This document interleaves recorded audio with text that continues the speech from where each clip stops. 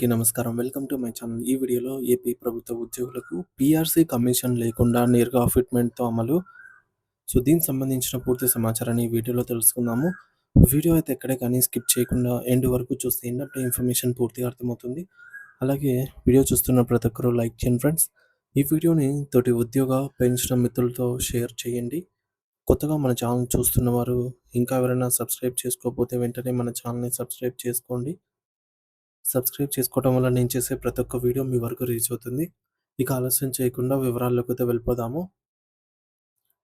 Friends ఇక విషయానికొచ్చినట్లయితే ఆంధ్రప్రదేశ్ రాష్ట్రంలో గత కొన్ని రోజులుగా నెలకొన్న పరిణామాలను నిశితంగా గమనిస్తే ప్రభుత్వ ఉద్యోగులు, ఉపాధ్యాయులు మరియు పెన్షనర్ల మధ్య ఒక రకమైన తీవ్ర ఆందోళన వాతావరణం మరియు స్పష్టమైన అసహనం కనిపిస్తోంది. తమ న్యాయమైన కోరికలు మరియు దీర్ఘకాలికంగా ఈ మేరకు పెండింగ్‌లో ఉన్న ఆర్థిక సమస్యల పరిష్కారం కావడం లేదు అని జెప్పేసి కోపంతో ఉద్యోగ సంఘాలు పెద్ద ఎత్తున ఉద్యమ బాట పట్టాలి అని నిర్ణయించుకుంటున్నాయి. ఈ యొక్క ఉద్రిక్తత పరిస్థితుల నేపథ్యంలో పరిస్థితిని చక్కదిద్దేందుకు ప్రభుత్వం ఒక అడుగు ముందుకేసి సచివాలయంలో జాయింట్ స్టాఫ్ కౌన్సిల్ సమావేశాన్ని నిర్వహించిన సంగతి మనందరికీ తెలిసిందే. అయితే ఈ సమావేశం ద్వారా ఉద్యోగుల ఆగ్రహాన్ని చల్లార్చవచ్చని, చర్చల ద్వారా సమస్యలను సామరస్యంగా పరిష్కరించుకోవచ్చని ప్రభుత్వం భావించినప్పటికీ క్షేత్రస్థాయిలో పరిస్థితి మాత్రం అందుకు భిన్నంగా ఉంది. ఎందుకంటే ఉద్యోగులు కేవలం మాటలు కాకుండా చేతల్లో ఫలితాలను ఆశిస్తూ ఉన్నారు. అయితే ఈ యొక్క అత్యంత కీలకమైన సమావేశానికి రాష్ట్రంలోని గుర్తింపు పొందిన 21 ఉద్యోగ సంఘాల ప్రతినిధులు హాజరయ్యారు. వీరంతా మంత్రుల ఉపసంఘంతో సుదీర్ఘంగా ముఖాముఖి చర్చలు జరిపారు. ఈ యొక్క మంత్రుల బృందంలో రాష్ట్ర ఆర్థిక మంత్రి పయ్యావుల కేశవ్ గారు, మంత్రి అనగాని సత్యప్రసాద్ గారు నేరుగా పాల్గొనగా, పౌర సరఫరాల శాఖ మంత్రి నాదెండ్ల మనోహర్ గారు వీడియో కాన్ఫరెన్స్ ద్వారా చర్చల్లో భాగస్వాములయ్యారు. ఈ విషయం మనందరికీ తెలిసిందే. మంత్రులు ప్రతి సంఘం చెప్పే సమస్యలను అంటే ఉద్యోగ సంఘాల సమస్యలను ఒక ఉద్యోగ సంఘాలు అక్కడికెళ్ళాయి. అక్కడ ప్రతి సంఘం చెప్పినటువంటి సమస్యను వారు వారి డిమాండ్‌లను ఈ మేరకు ఓపికగా విన్నప్పటికీ చర్చల ముగింపులో ఉద్యోగులు ఆశించినట్టుగా ఎటువంటి విధమైన స్పష్టమైన హామీ లేదా నిర్దిష్టమైన తేదీలు గానీ లభించకపోవడం గమనార్హం. అయితే సాధారణంగా ఇలాంటి ఉన్నత స్థాయి సమావేశాల్లో ఏదో ఒక సమస్యకైనా పరిష్కారం లభిస్తుందని అందరూ ఆశిస్తారు. కానీ ఇక్కడ కూడా పాత పద్ధతే పునరావృతమైంది. ఉద్యోగ సంఘాలు తమ వద్ద ఉన్నటువంటి 70కి పైగా డిమాండ్ల చిట్టాను మంత్రుల ముందైతే ఉంచారు. అందులో ప్రధానంగా 12వ పీఆర్సీ కమిషన్ నియమించడం, పెండింగ్‌లో ఉన్న డీఏలను విడుదల చేయటం వంటివి ఉన్నాయి. అయితే మంత్రులు ఆ డిమాండ్‌లన్నిటినీ కేవలం నోట్ చేసుకొని వీటిని ముఖ్యమంత్రి గారి దృష్టికి తీసుకెళ్తాము అనే సమాధానంతోనే సరిపెట్టారు. మంత్రులు ఈ యొక్క సందర్భంగా మాట్లాడుతూ ప్రస్తుతం ముఖ్యమంత్రి చంద్రబాబు నాయుడు గారు దేశ రాజధాని అయినటువంటి ఢిల్లీలోని ప్రధానమంత్రి నరేంద్ర మోదీ గారితో జరిగే సమావేశాలు మరియు ఇతర అత్యంత పాలనా వ్యవహారాలైతే బిజీగా ఉన్నారని వివరించారు. ఎందుకంటే ఆగస్టు 1వ తేదీన భోగాపురం ఎయిర్‌పోర్ట్‌లో ఇనాగరేషన్ అయితే జరగనుంది. అందుకు స్వయంగా దేశ పీఎం నరేంద్ర మోదీ గారు అయితే ముఖ్య అతిథిగా పాల్గొననున్నారనమాట. విచ్చేయనున్నారు కాబట్టి ఈ యొక్క విషయంలో బిజీగా అయితే ఉన్నారని తెలుస్తుంది. అయినా ప్రస్తుతం అందుబాటులో సీఎం గారు లేనందున మరో 4-5 రోజుల్లో ఉద్యోగుల ఆర్థిక మరియు ఆర్థికేతర డిమాండ్‌లన్నిటిని కూడా క్రోడీకరించి ఆయన ముందు ఉంచుతామని హామీ ఇచ్చారు. ముఖ్యమంత్రితో చర్చించిన తర్వాతే ఒక సానుకూల నిర్ణయంతో మీ ముందుకు వస్తామని భరోసా ఇచ్చినప్పటికీ ఉద్యోగ సంఘాల నేతలు మాత్రం ఈ మాటలను పూర్తిగా విశ్వసించటం లేదు. ఉద్యోగుల సమస్యల తీవ్రతను పరిశీలిస్తే గత 3 ఏళ్లుగా కొత్త పీఆర్సీ అమలు కావటం లేదని వారు ఆవేదన వ్యక్తం చేస్తున్నారు. కనీసం ఆ ప్రక్రియను ప్రారంభించడానికి పీఆర్సీ కమిషన్ కూడా నియమించకపోవడం వారిని మరింత బాధిస్తోంది.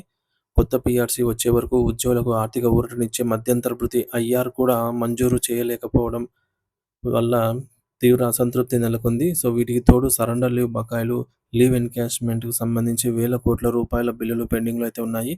ఈ మొత్తం బకాయిలు దాదాపు 40,000 కోట్ల రూపాయలకు చేరుకోవడం రాష్ట్ర ఆర్థిక పరిస్థితికి మరియు ఉద్యోగుల ఇబ్బందులకు అద్దం పడుతోంది. రాష్ట్రపతి ఉత్తర్వుల వల్లే తలెత్తినటువంటి సాంకేతిక సమస్యల కారణంగా అనేక మందికి ప్రమోషన్‌లు రాకుండా ఆగిపోయాయి.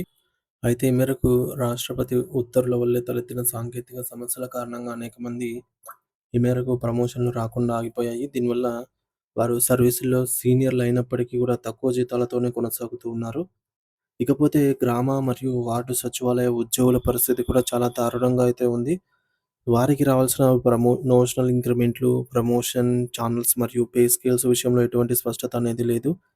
అలాగే కాంట్రాక్ట్ ఉద్యోగుల క్రమబద్ధీకరణ, పెన్షనర్ల ఆరోగ్య సమస్యలు ఇలా ఎటు చూసినా సమస్యలే కనిపిస్తూ ఉన్నాయి. ప్రపంచవ్యాప్తంగా జరుగుతున్న యుద్ధాల వల్ల మరియు భౌగోళిక, రాజకీయ పరిస్థితుల వల్ల ద్రవ్యోల్బణం, ఇన్‌ఫ్లేషన్ కారణంగా విపరీతంగా ధరలు పెరిగిపోయాయన్నమాట. దీనివల్ల పెట్రోల్ అయితేనేమి, డీజిలు ధరలతో పాటు వంట గ్యాస్ మరియు నిత్యావసర వస్తువుల ధరలు ఆకాశాన్ని తాకుతున్నాయి. సగటు ఉద్యోగి తన జీతంతో కుటుంబాన్ని పోషించుకోవడం కష్టంగా మారుతున్నటువంటి ఈ యొక్క సమయంలో ఈ 5 డీఏలు పెండింగ్‌లో ఉండటం వారిని ఆర్థికంగా మరింత కృంగతీస్తోంది. ప్రభుత్వం నుండి ఎటువంటి కూడా కొత్త ఆర్థిక ప్రయోజనాలు అందకపోవడంతో ఉద్యోగులలో వ్యతిరేకత పెరుగుతోంది. ఈ క్రమంలోనే ఏపీ ఎన్‌జీఓ మరియు ఫ్యాక్‌పో వంటి ఫ్యాక్‌పో వంటి సంఘాలు తమ ఉద్యమ కార్యాచరణను సిద్ధం చేసుకుంటున్నాయి.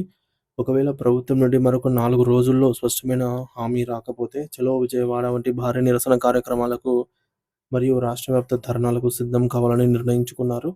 ఉద్యోగ సంఘాల నేతలపై కూడా వారి సభ్యుల నుండి కూడా తీవ్ర ఒత్తిడనేది ఉంది. ఎందుకంటే గత 2 ఏళ్లుగా ప్రభుత్వం మారుతోంది. అంతా సర్దుకుంటుందని చెబుతూ కాలం గడిపారు గానీ, ఇప్పుడు ఇంకా జాప్యం జరిగితే సభ్యులు, నేతలను నమ్మే పరిస్థితే ఉండదు. అంటే ఉద్యోగులు, ఉద్యోగ సంఘ నేతల్ని. ఇకపోతే ఆర్థిక మంత్రి పయ్యావుల కేశవ్ గారు ఒక సానుకూల కోణంలో మాట్లాడుతూ ఉద్యోగుల కోసం చేసే ఖర్చులను ప్రభుత్వం ఒక భారంగా కాకుండా ఈ మేరకు రాష్ట్ర అభివృద్ధికి చేసే పెట్టుబడిలాగా భావిస్తుంది అని చెప్పారు. ఇప్పటికే 10,000 మంది సీపీఎస్ ఉద్యోగులను పాత పెన్షన్ విధానం ఓపీఎస్‌లోకి మార్చామని, ఒక డీఏను విడుదల చేశామని ప్రభుత్వం గుర్తు చేస్తోంది. కానీ సంఘాలు మాత్రం మొత్తం పెండింగ్‌లో ఉన్నటువంటి 5 డీఏలు మరియు వేల కోట్ల బకాయిల గురించి పదే పదే ప్రస్తావిస్తూ ఉన్నాయి. మొత్తానికి ఈ యొక్క జాయింట్ స్టాఫ్ కౌన్సిల్ మీటింగ్ ఒక నిరాశతో కూడిన ముగింపు అనే చెప్పాలి. మరొక 4 రోజుల్లో ముఖ్యమంత్రి గారు ఇచ్చేటటువంటి నిర్ణయంపైనే రాష్ట్రంలో ఉద్యమ సెగలు రేగుతాయా? లేక చల్లారుతాయా? అనేది ఆధారపడి ఉంది. ఒకవేళ అప్పుడు కూడా స్పష్టత లేకపోతే ఈ మేరకు ఆంధ్రప్రదేశ్‌లో మరొక భారీ ఉద్యమం ఖాయంగా కనిపిస్తోంది. సో, మొత్తానికి ఆగస్టు 2న మరొకసారి భేటీ అయితే ఉందన్నమాట ఉద్యోగ సంఘాలతో. ఈ భేటీ తర్వాత ఖచ్చితంగా ఒక కార్యాచరణ దిశగా వెళ్ళే అవకాశం అయితే స్పష్టంగా ఉంది ఫ్రెండ్స్. అయితే మంత్రులు ఏవైతే ఉద్యోగ సంఘాల నుంచి సేకరించినటువంటి వినతులు కావచ్చు, అలాగే డిమాండ్‌లు కావచ్చు, ఆర్థికేతర సమస్యల గురించి ఇవన్నీ గూడా ముఖ్యమంత్రి గారితో నేరుగా మాట్లాడి, ఆయా శాఖకు సంబంధించిన వారంతా గూడా డిసిషన్ తీసుకొని ఉద్యోగ సంఘాలకు తెలియజేస్తాము అనేది చెప్పారు. అలాగే త్వరలో ఎన్నికలు గూడా పంచాయతీ ఎన్నికలున్నాయి. సో, ఈ మేరకు ఆగస్టు నెలలో ఖచ్చితంగా కీలకంగా ఉద్యోగ పెన్షనర్స్‌కి శుభవార్త వస్తుంది అనైతే నమ్మవచ్చు.